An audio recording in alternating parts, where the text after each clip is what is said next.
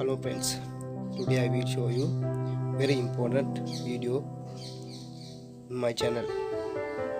It is very important for your WhatsApp. Now you can add fingerprint lock on your WhatsApp messenger. It is very safety and very easily lock on your WhatsApp messenger. Let's do it. Please watch full video. First, you must go on your WhatsApp messenger and press this three dot on like this. Press this settings button.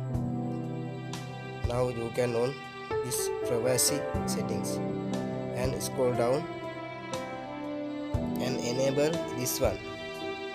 Unlock with fingerprint. Now you can give your fingerprint on this setting immediately.